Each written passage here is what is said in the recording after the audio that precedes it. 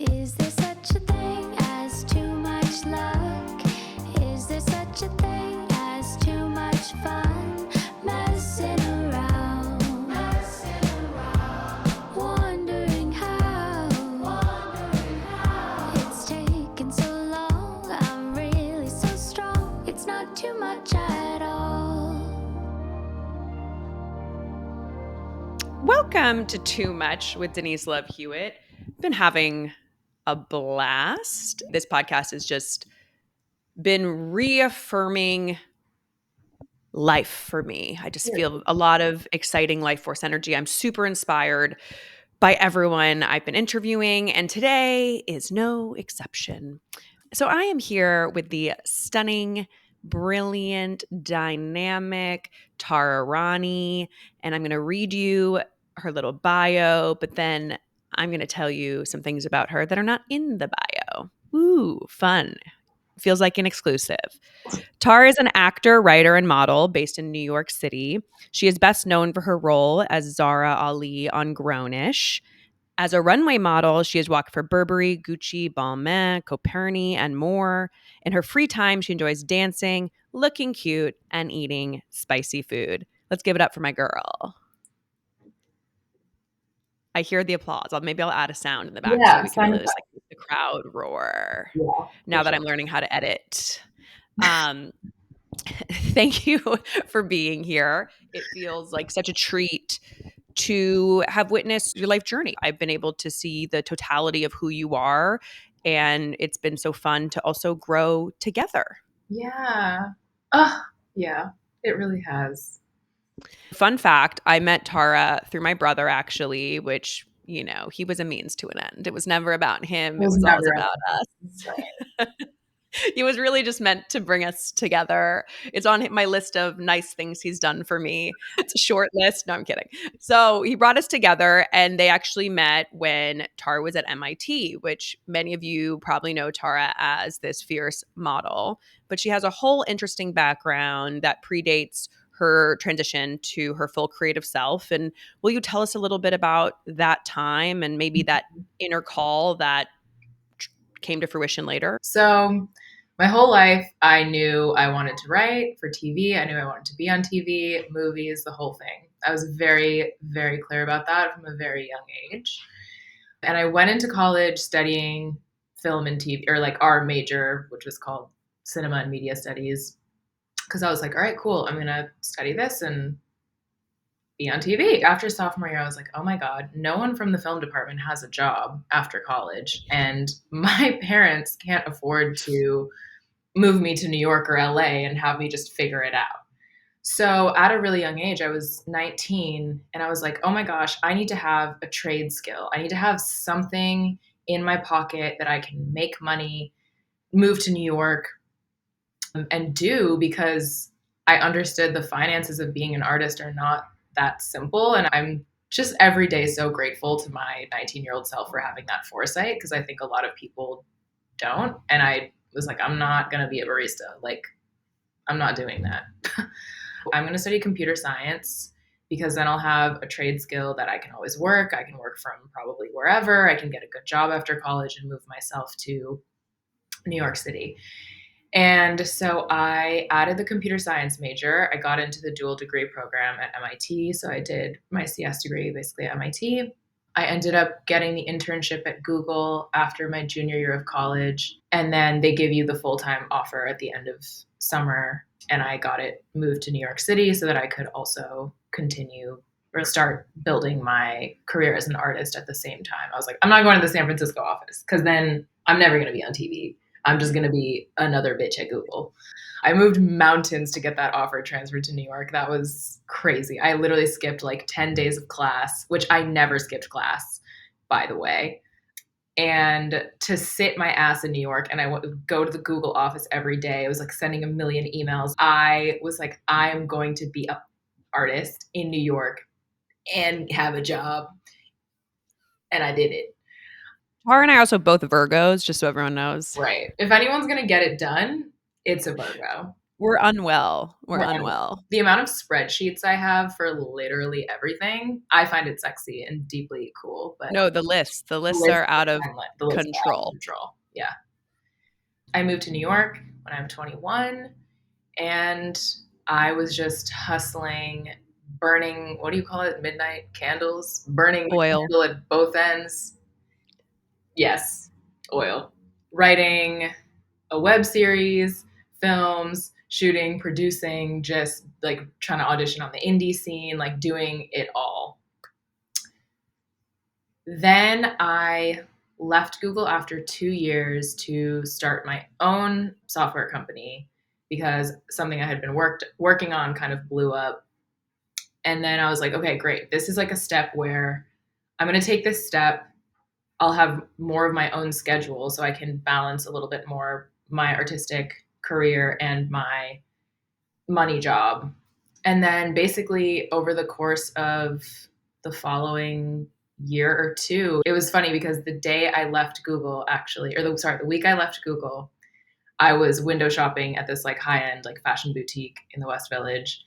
And the guy who was working the store looks at me and he goes, "Are you a model?" And I go, "Yeah, never modeled a day in my life." And I was like 23, so I was like, it's too late for me to model.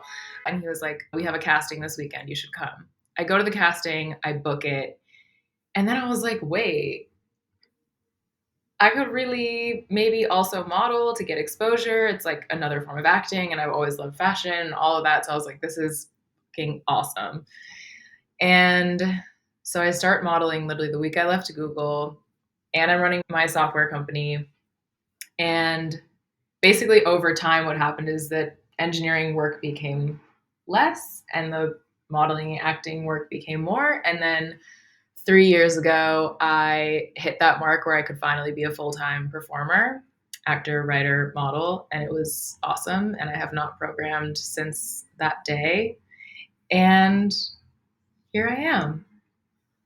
I appreciate you sharing that with us. I like to demystify the process of being an artist because it's an incredibly hard path and something you really have to fight for. And so it's good to know how different people do it and what the pathways are.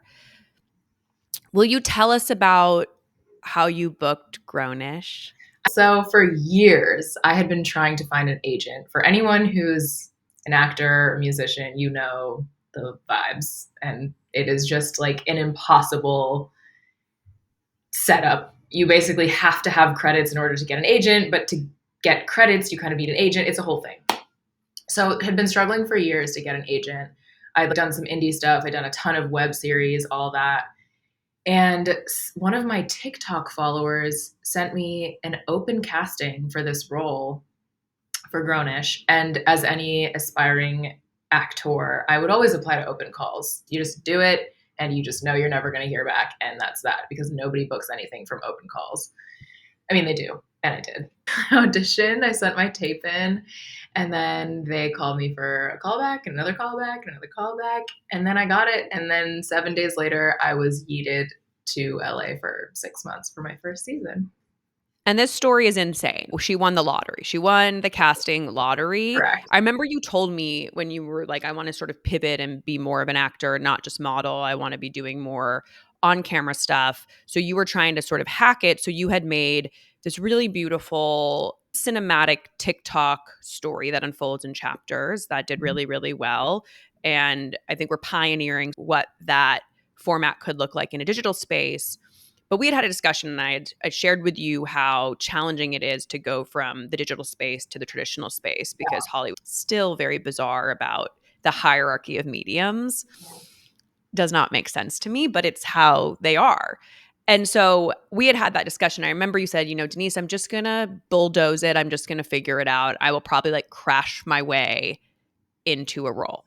Yeah. And then it was a few months later, you booked this open casting call for a major TV show. And I was just so thrilled for you, but it was exactly what you had said, was like, I am going to bulldoze my way through. Mm-hmm. And you just had that inner conviction that allowed you to believe it enough and feel it enough to actually manifest it. Yeah. And it's interesting too, because like you said, so it wasn't my TikTok series that ultimately got me booked. It was like at the same time as I was doing that, I was also building my reel. I was like practicing a ton. I was learning how to audition. Like I've been acting since I was a kid. I knew how to act, but I was like, how do I audition? What it did, I think, was like directing my energy towards the universe being like, this bitch wants to act. And I think it's so telling that one of my random followers saw that energy and was like, hey, here's this casting. Like, I would have Mm. never seen the casting call if it weren't for TikTok. So it wasn't It was a random it follower was that sent it a to you? random follower who, by the way, whoever you are, if you're listening to this, like, I have to, like, pay your rent for several months because you changed my life. Yeah, it was not the freaking 10 million people that watched my show. It was the one person who watched and was like, Wow. "Nick's acting," and sent me the casting call. Like, crazy. Divine universal intervention. Yeah, And you responded to the call, which is half the battle, is not psyching yourself out and totally. self-sabotaging and saying, "Yeah, I'm worth it and I'm gonna do it." Mhm. Yeah, That level of fearlessness is really what it takes to be a creative, is to not get stuck in the perfectionism of it all, but really allowing yourself to just go for your dreams mhm. and I guess stay a little detached from the outcome because we Truly, can't hold it too tight. truly. Yeah. We've talked about the professional side of this. Let's talk about the personal side because you had a lot of unfolding in yourself during this time as well, which I fully believe that when we show up as our most authentic selves, the universe rewards that. Mhm. And in your story, that feels 100% true to me. Yeah. Will you tell us about how you evolved and changed during this time? Yeah, good question. So, coming out of high school, I was really successful in theater and speech and stuff, which speech was like basically competitive acting, and I was nationally ranked. Like, I knew I was so good at this shit. Like, I knew I was good. Never even knew that was a thing. Yes. Yeah, you do. You basically cut a play and into a 10-minute one-man show. And so I did the humorous category and also the dramatic category, and I fucking slayed in both. So I knew I was like really good. And I went into school also believing that and knowing that. And then looking at the real world of things. And I was like, okay, I need to be pragmatic and whatever, whatever. But I think also there was like a loss of belief in myself happening at the same time. And also, I knew going into college that I was queer. I knew that I might not have the life that I envisioned. I didn't know how I was going to go with life, family, the industry, all of it. And I think I definitely, the pragmatism, I think, is cool. And I'm proud of that. But also, there was a big, like, oh my God, this is how the world is. And I'm never going to be able to live out my dreams. I was not out to my parents because at the end of the day, what my parents care most about is me just being stable. They came to this country with not a lot. And I think for a lot of parents who are in that position, they're not homophobes. They're just like, I want what's best for my kid. And the world is not a happy, nice place for queer people. And so I was like, it doesn't really do anything for me to be coming out unless I have a person that I'm really serious about. And two, until I can show both myself and my parents that I'm stable. So at the end of the day, that's what it's about. That's their main priority. And that was mine too, because it was very shocking, like going to a liberal arts college and seeing how jobless people are. And in America, just not having the extended family support that I would have if I were in India or if I had been like a multi generation American family. I really took my time. I kept my head down. My parents always knew that I was also trying to work in film and TV on the side, but they didn't realize how hard I was going. I just was like, you know what, this is a hobby. This is like a maybe. And it's funny too, because actually my parents met playing husband and wife in a college play and they fell in love. Stop. Yeah. So it's in my bones. And my brother is the most incredible musician and singer and writer. My family is deeply artistic. It's in all of us. I low-key think every Indian person is like an incredible singer, dancer, like visual artist of some kind, and some other form. Like art is in our blood. It's in our day-to-day life. Like we just be sitting on the carpet singing together, you know, like everybody Yeah. has it. It's just not all of us get the opportunity to do it professionally. You nailed something, which is it's an immigrant thing. I know my parents, my mom's an immigrant, my dad's not, but they had an idea that being a creative is a hobby. It's not a real job. Mhm. You need a plan B. You need a plan B. That was drilled into me. And like you, I also suffered from this idea that, well, maybe it's not a real job. And Mhm. so I sideswept my passions as well, trying to build a life that was more conventional or sustainable, only for me to wake up in my early 30s and go back to square one, which was the square I wanted to start on anyways. Mhm. But it's a hard dynamic, Mhm. and it's why it took me a while to really give it everything. Mhm.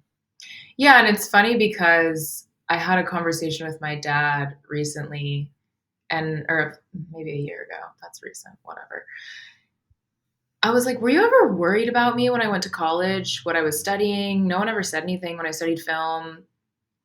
And he was like, "No, we always knew you were gonna do really well because you're just that bitch." And I was like, "Wow." Did he say that, bitch? No, he didn't. But spiritually, right, When I paraphrase my spiritually, parents. sad. My name, by the way, in Hindi means star. It is the literal word for star. So, in a way, I wish I had trusted my parents. I think for my parent, it was like I didn't believe in myself. I think that's really what it was. I didn't believe I could be queer and an actor and be on TV and make money and survive and have my parents love me all at the same time. That felt like an impossible task. But now I sit here and I'm like, damn, my parents always believed in me. They never said a thing about my film degree. They never asked me what I was doing. They never asked me my grades. They were just like, we know she's going to do well because she's a fucking star. Whatever she's doing, she's going to do well. Because I'm just like them. I really sit here and wonder now at my big age, like, damn, I wonder if I had just believed in myself more at 19, if maybe all of this would have happened sooner. It's something I think about. I don't Well, dwell on it because I'm like, I love how things have panned out, and I'm really grateful for the corporate stuff that I learned at Google.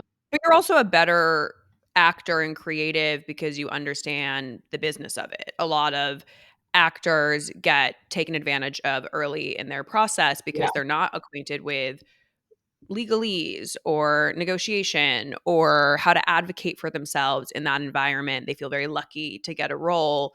And so I always advise young creatives to have a baseline understanding of the business because it makes you a better creative. You get to yeah, show up that's true. in multiple hats, and then as you grow your career, if you want to produce or you want to expand your Right. scope of what you're doing, you understand how to do it. It gives you a really strong foundation. I think it happened for you in divine timing. Yeah.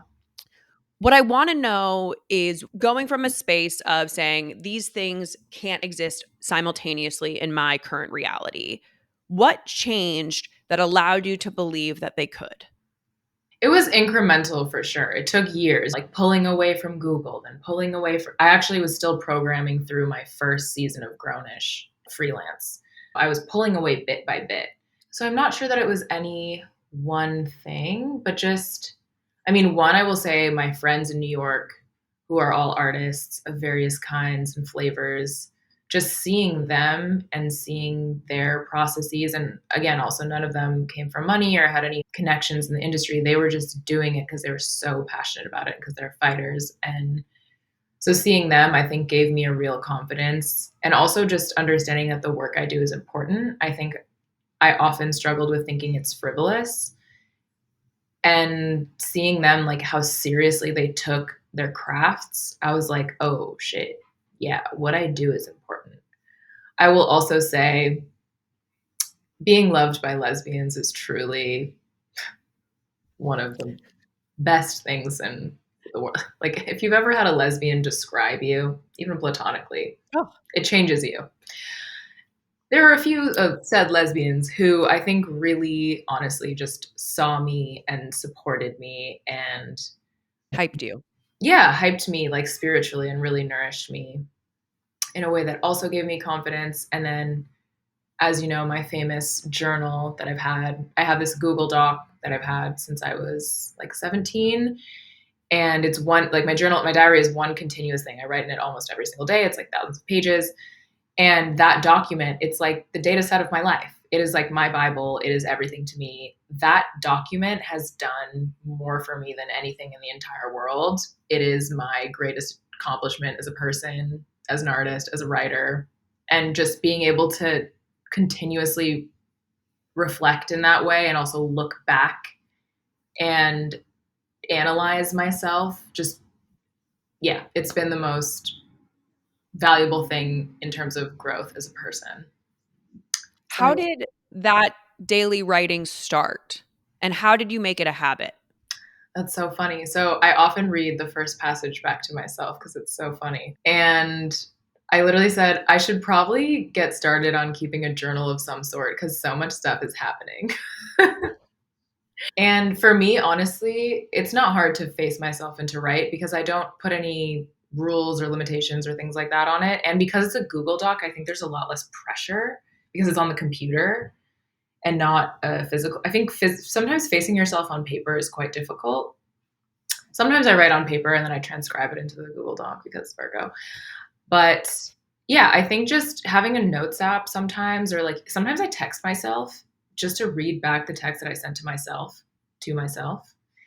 There's something about the phone and the computer that I think are just easier, just lowers the like, and then I can write, if I want to write LOL, LLLLL, or like bullet points, it eases up everything. So for me, it's not hard. I just write whatever the frick I feel like. Well, you know that when you handwrite, you actually code in your brain differently. You fire the neurons differently than when you actually do it on your computer. I didn't know that. I recently learned this. And so I'm actually trying to, my handwriting is so bad now because I don't write anymore. I used to have like really cute, bubbly handwriting in like middle school. And now I'm like, oh, what is this garbage?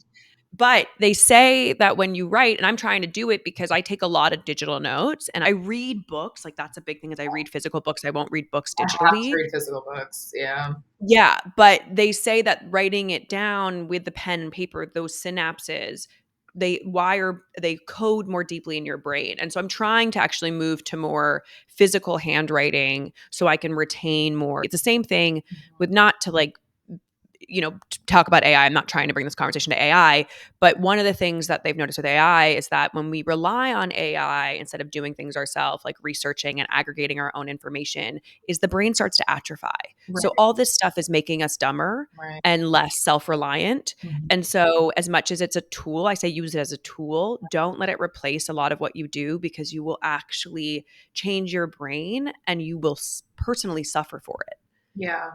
That's so true. I think the thing with my journal is I don't need to remember this stuff. It's like I need to push it out. I need to get it out, the right here, the right now, the instant, and have this like living document. And then I draw pretty much every day, like fill a page. And those drawings always have a lot of things that I'm telling myself or lyrics that are standing out to me that day. There's a lot of phrasing in all the drawings. And I think that's those are the things that I'm like, oh, I need to remember this today. What's good about the digital journaling, though, is that you've created a container of no pressure. Right. So you can be very free with it, which I like. I like that idea of being the stream of consciousness place, no judgment. You can just write things down and not feel pressure and just let it be what it is. And then whatever's rising to the top or surface, you could then figure out another way if you wanted to have it live in more posterity. Right.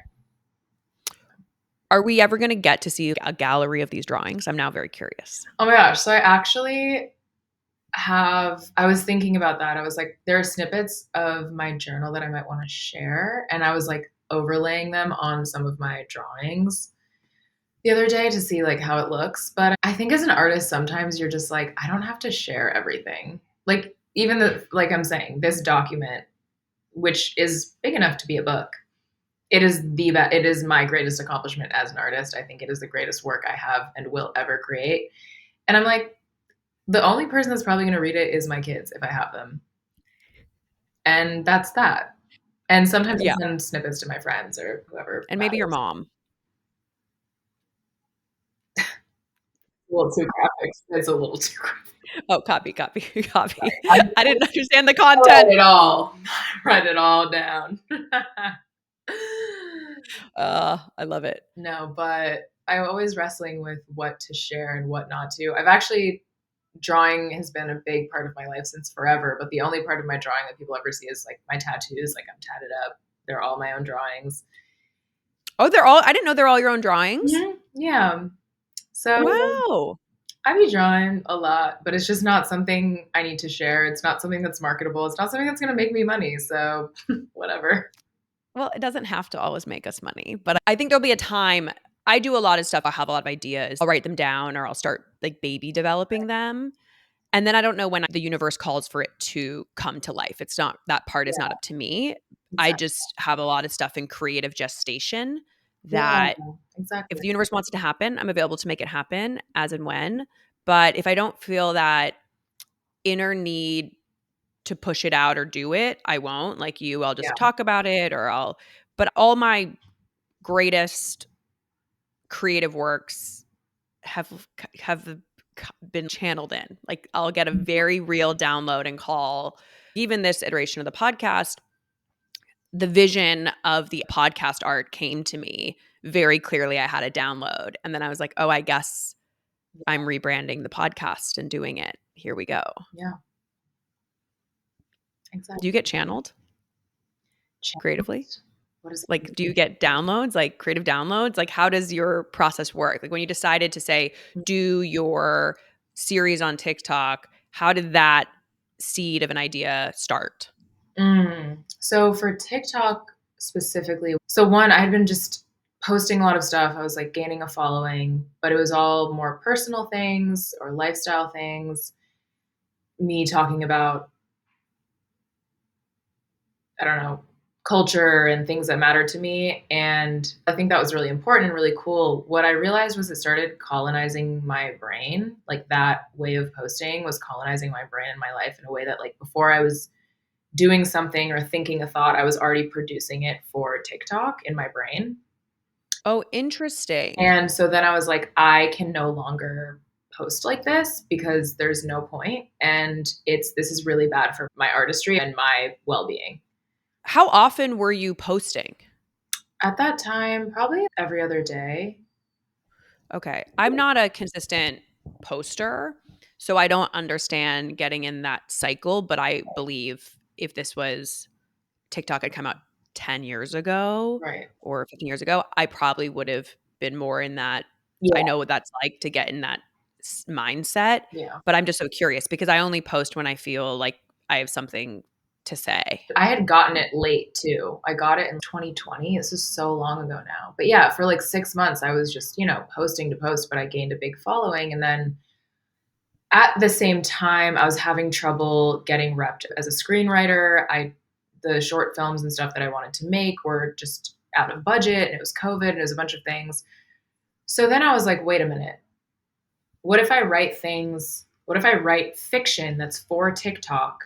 So then I have a boundary mentally between my actual life and TikTok, and also can make things, can like just the thing as a screenwriter is you write so much. The number of fucking scripts I have that will just never see anything ever, it's frustrating and it's really hard. So I was like, how about I just write things I can actually make on my phone with my friends? And I have this big, like, queer teen audience.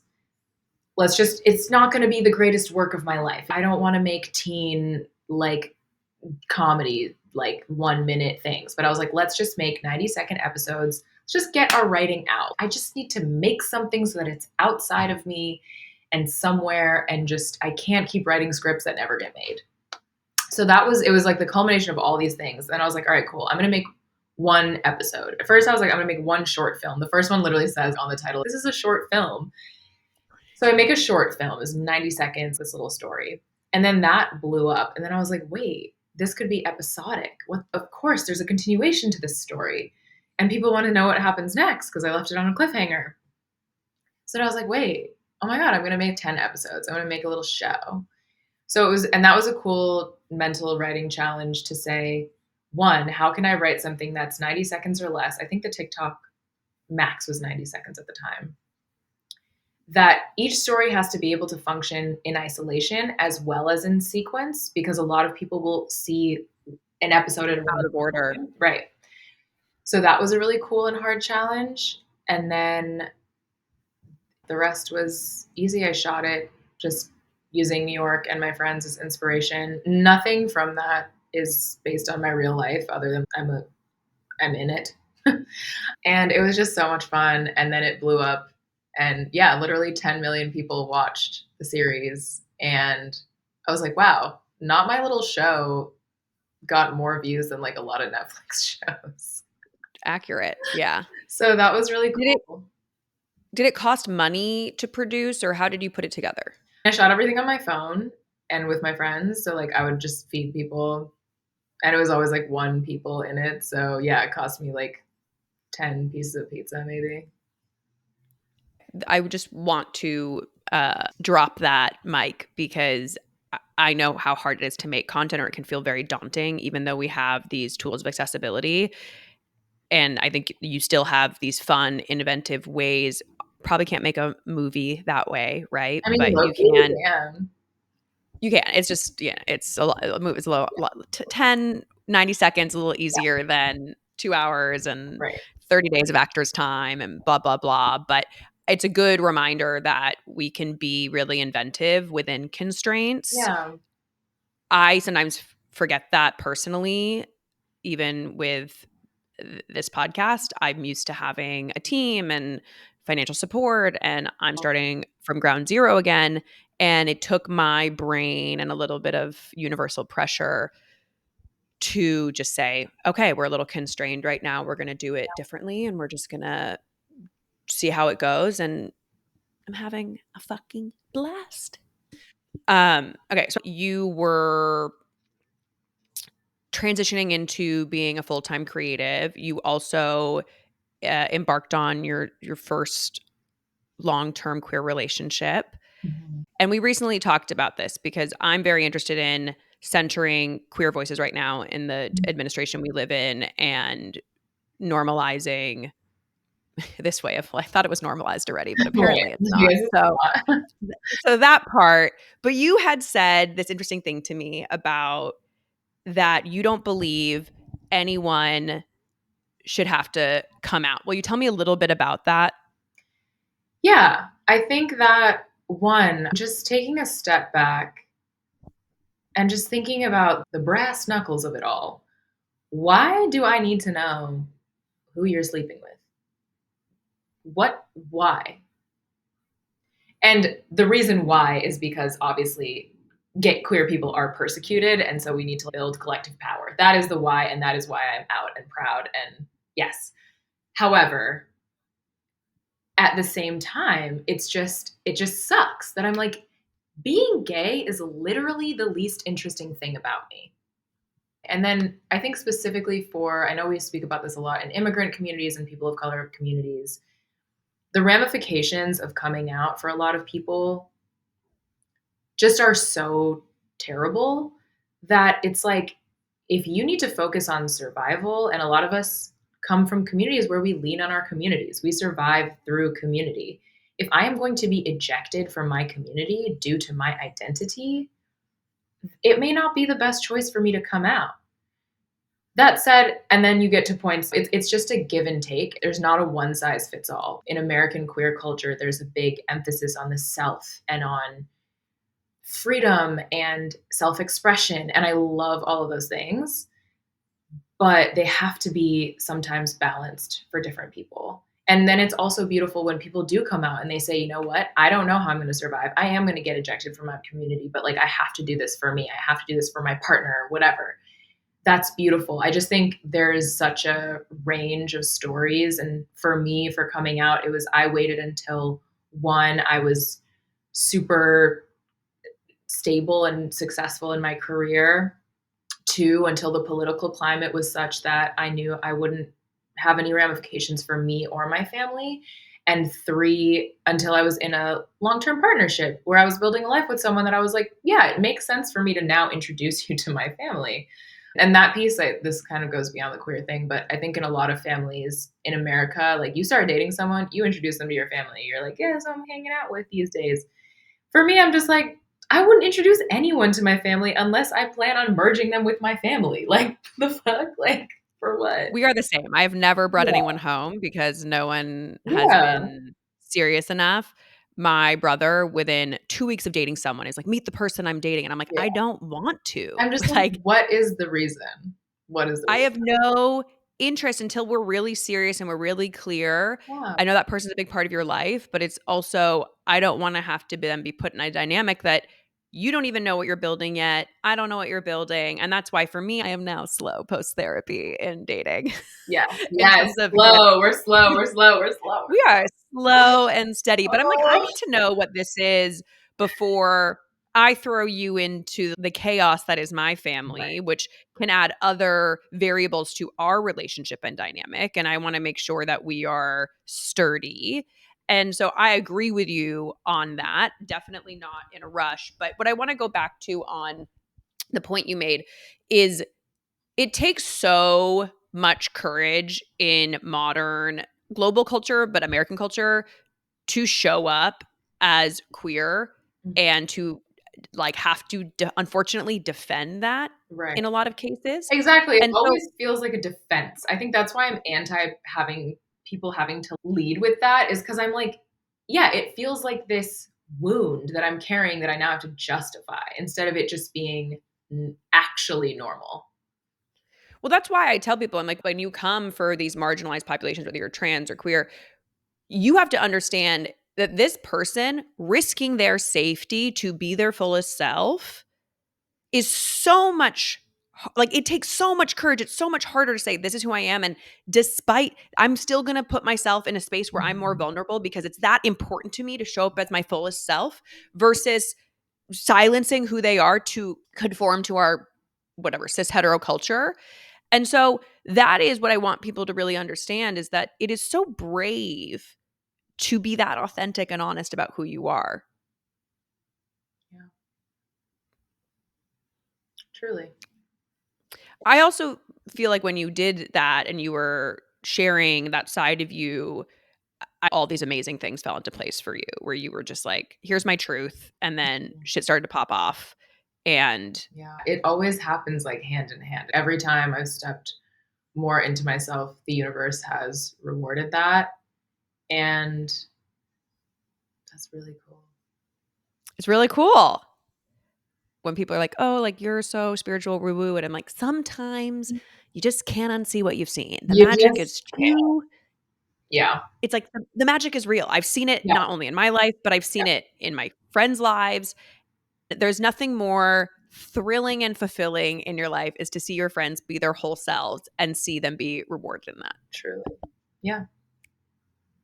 What is a big challenge for you right now? Right now. So, great question. Everything. So, what's challenging for me right now is I have come off of my TV show. It was awesome being a series regular, a lead. You have a sense of safety and security. That is truly a blessing. And that allowed me to be a full time performer.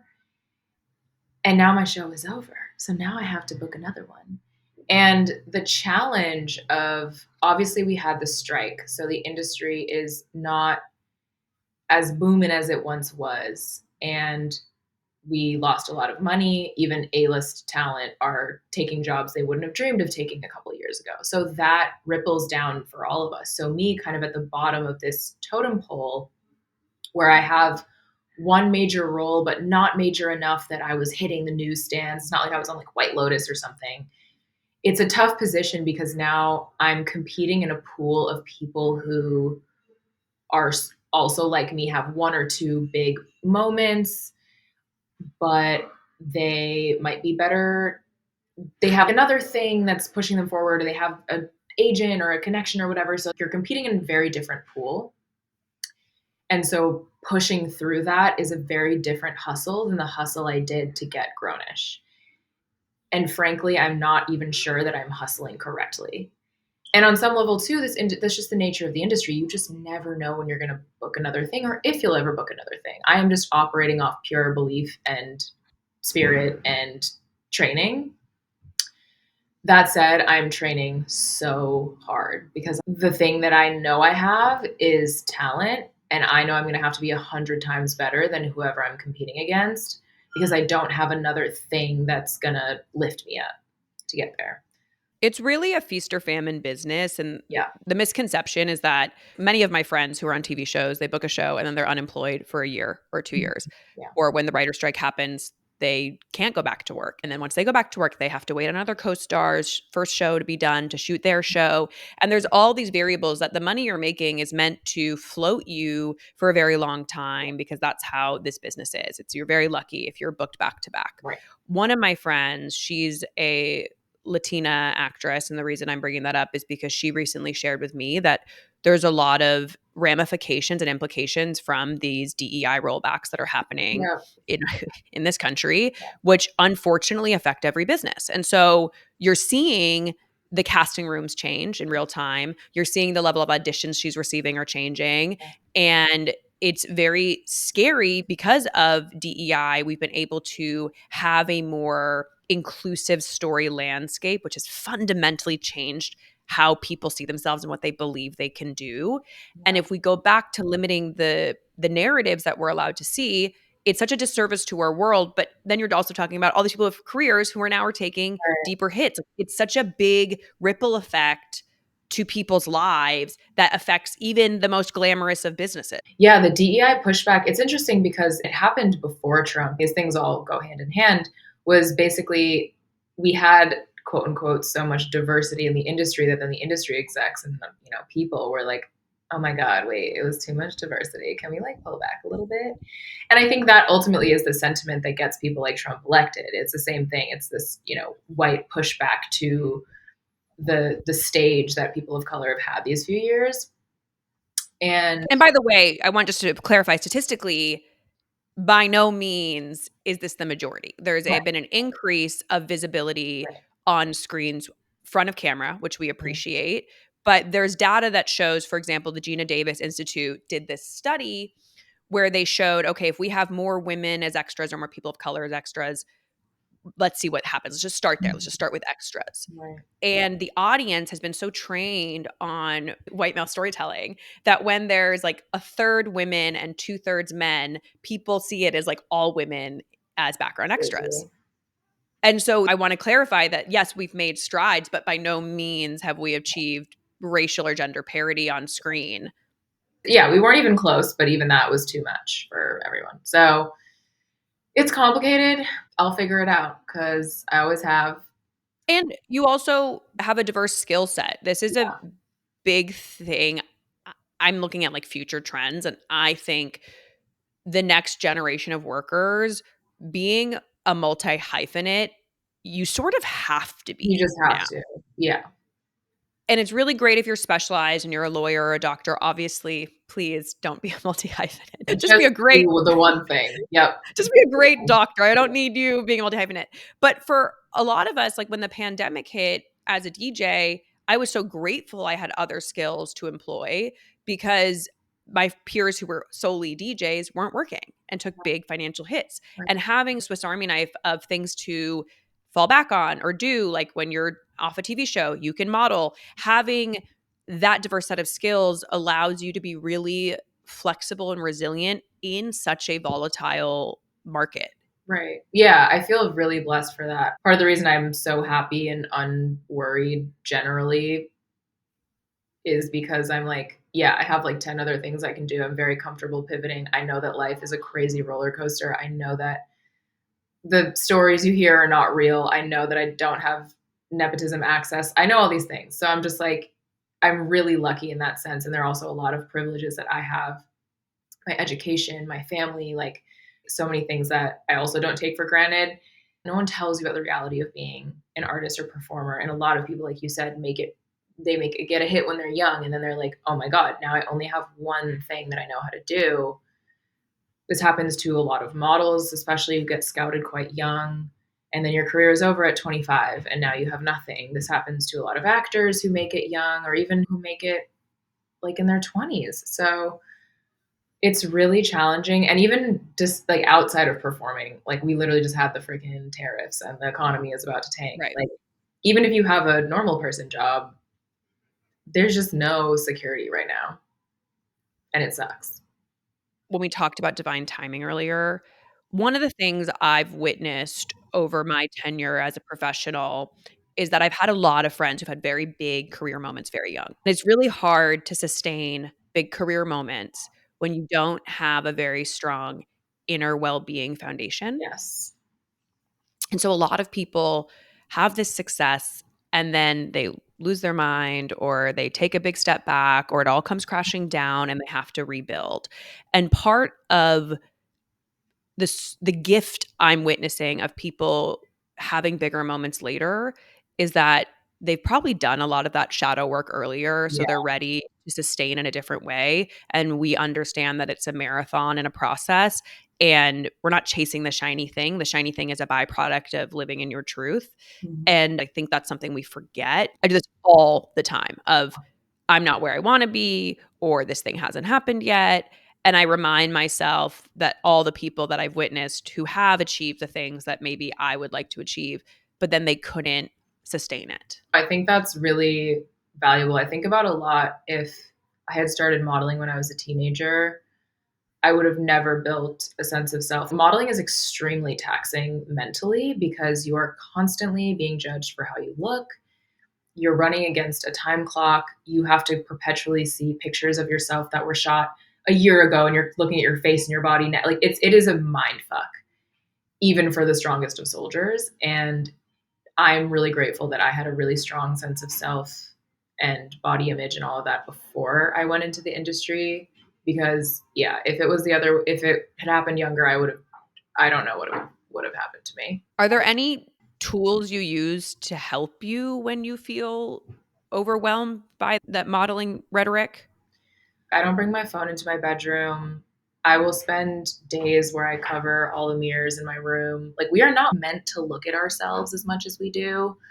But also it's just reminding yourself about the here and now and about abundance and whatever. I do a lot of things to bring abundance into my mind because it really comes from like a lack mindset where you're like, oh my god, I looked like that last year, so that means I'm not going to get any of those jobs anymore, and if I don't get any of those jobs anymore, I can't pay my bills, and then I'm going to fail, and then I'm going to die, and then I'm going to do drugs and die. So it's a lot of that, and then just reading and listening to the radical femmes of past and present around like literally decolonizing beauty and like, beauty is not real and like body neutrality. Beauty neutrality is kind of the space I would love that I'm forever seeking to get to. And it's complicated because I'm also like, I understand the way that I look being thin, having features that are ethnic, but not too ethnic, like being lighter brown, all of those things have massively pushed my career. I obviously wouldn't be a model without any of those things. Maybe I wouldn't have booked Grownish without any of those things. I understand beauty has carried me so much. At the same time, I'm like, I need to self-actualize in a way that I never had this thing. And because the one truth about beauty is like it will fade in society. I want to always believe I'm beautiful no matter what I look like. I will not always look like this. Society will not think I'm beautiful and will not reward me for being beautiful in 10 years. But I have to. So figuring that out is very complicated. Can you just define beauty neutrality for the audience, just in case anyone's confused?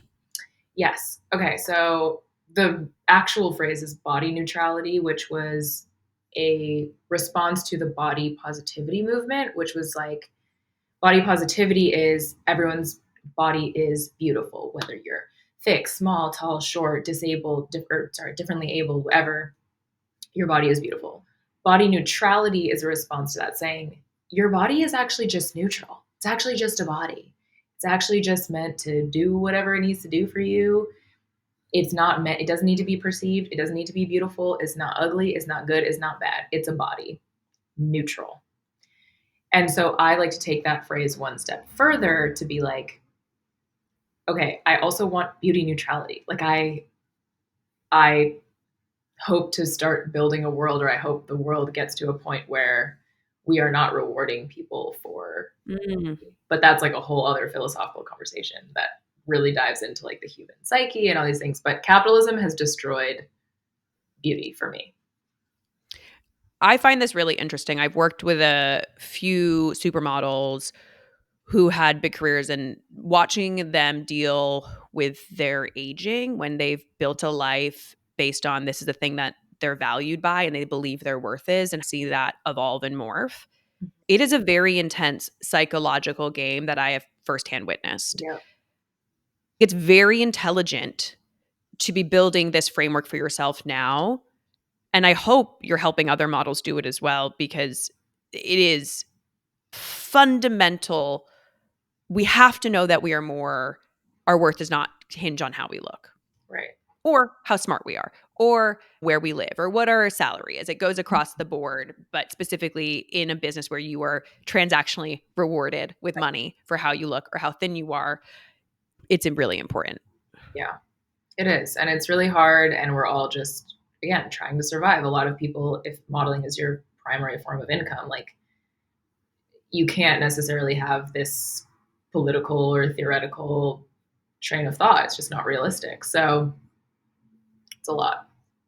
It's helping people get out of that surviving self, but it will ease your life process if you have the capacity to start with something that you can fall back on. I was just in one of the conversations I had recently on this podcast. We talked about the need to cultivate resilience when you don't need it, so that when you need it, you have the toolkit or you have the methodology.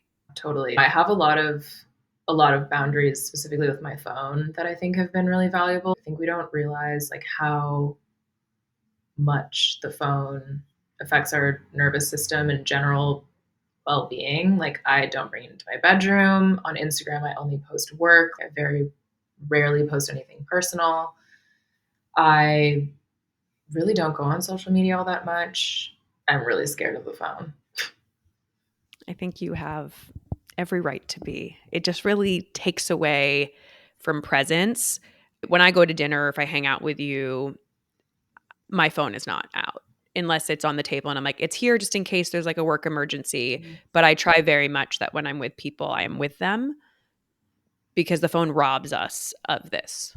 Yeah. No, and I'm really terrified for Gen Z and Gen Alpha because I spend a lot of time with teens because of being a model. And I see some of the benefits of it. They're very knowledgeable. There are a lot of tools that they have that are really valuable. The internet has hugely helped me in becoming who I am and all that. But the negative, the dark side is really starting to show. I'm like, oh my God, all these kids are so dysregulated. They are overloaded with information. Like it's too much stimulation, but also not enough stimulation. They're lonely. They're lacking social skills, tactile skills. I'm just like, oh my, I didn't think it was going to get this bad. No, they're very uncomfortable building IRL social relationships. They're very Yeah. comfortable behind screens, which is creating a loneliness crisis and also less dating and less third spaces. And I see it too as a DJ. Nightlife has changed so much, not only with the rate of people coming out and just bars not doing as financially well because they drink less and they are less, I guess, of partiers. They like to stay, they're more, behind the phones and at home. But there's just less people going out. For me, as someone who spent all of their 20s in the club, like all of my 20s in the club, Friday, Saturday, I was in the club. Still in the club, different, behind the booth now. But in my early 20s in the club as a patron, I wasn't photographing everything. Now the phones are always out. There's no shared like space experience. It's And not that it's good or bad, because I don't know. It's not like a full judgment. I just really liked going out and dancing and not being worried about if it was gonna show up on Instagram the next day. Right. Yeah. It's a lot. It's really a lot. Yeah. But I have hope. I have hope. I have hope. Yes. Okay.